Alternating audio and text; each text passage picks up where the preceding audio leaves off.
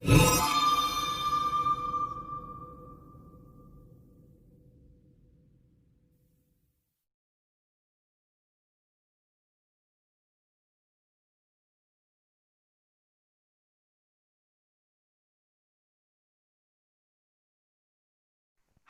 semangat pagi untuk kita semua. Selamat bertemu dengan saya, Miss Ika Purba.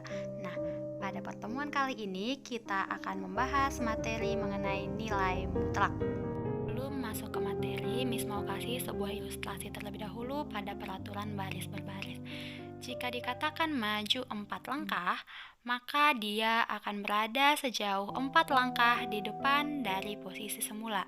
Sedangkan jika dikatakan mundur 4 langkah, maka dia juga akan berada sejauh 4 langkah tetapi di belakang posisi semula. Karena maju sejauh 4 langkah dan mundur sejauh 4 langkah, jaraknya sama tanpa memperdulikan maju atau mundurnya, maka konsep inilah yang akan kita pelajari di nilai mutlak sebagai jarak. Mutlak disimbolkan dengan seperti ini. Misalkan ada mutlak X ya. Nah, bentuknya seperti ini. Nah, apa itu mutlak? Mutlak erat kaitannya dengan jarak. Contoh, ada mutlak 5 gitu ya. 5 ini sama aja artinya berapakah jarak dari 0 ke 5 gitu ya. Jadi kalau kita buat di garis bilangan bentuknya seperti ini ya, maka hasilnya adalah 5 gitu, jarak 0 ke 5. Kemudian kalau misalnya ada mutlak negatif 4, berarti jarak dari titik 0 ke negatif 4 ada berapa gitu ya. Oke, berarti jaraknya adalah 4 gitu. Kemudian lanjut, kalau misalnya ada mutlak negatif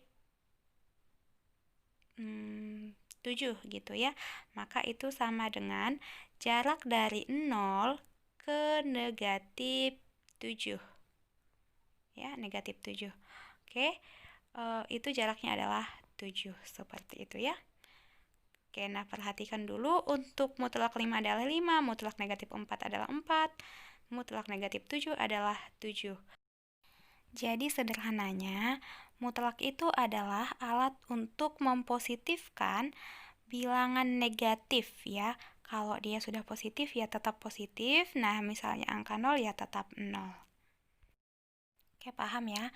Nah, selanjutnya kalau misalnya ada seperti ini, mutlak X sama dengan 3. Nah, ini maksudnya gimana coba?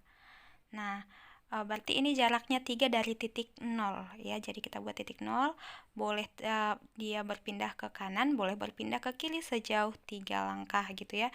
Berarti ada 3, ada juga minus 3. Maka kita dapatlah nilai X-nya adalah 3 atau X-nya adalah minus 3 gitu ya. Oke, nah kita lanjut. Misalnya ada mutlak X sama dengan negatif 7. Nah, maka nilai X-nya itu siapa? Supaya hasilnya dimutlakan itu minus 7. Ya, tidak ada. Kenapa?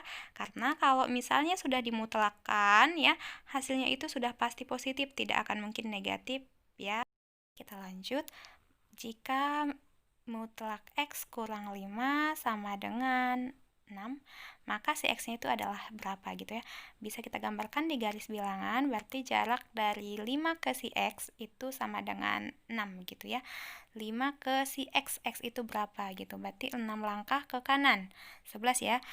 6 langkah ke kiri, minus 1. Oke, maka X-nya dapatlah minus 1 atau X sama dengan 11 gitu ya. Nah, coba kita masukkan X-nya minus 1. Minus 1 kurang 5, minus 6. Mutlakkan 6 ya. 11 kurang 5, 6. Mutlakkan 6 itu 6 juga. Seperti itu ya. Oke, nah misalkan ada mutlak 7 kurang X sama dengan 2, maka ini bisa kita buat jadi mutlak negatif X kurang 7 sama dengan 2. Nah, negatif ya, negatif yang di luar kalau dimutlakkan negatifnya hilang, sama aja ya. Sisalah mutlak X kurang 7 sama dengan 2 gitu ya.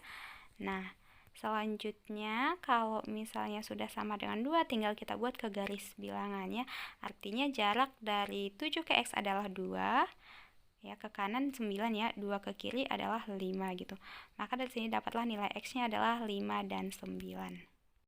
Baik, sekian materi nilai mutlak kali ini.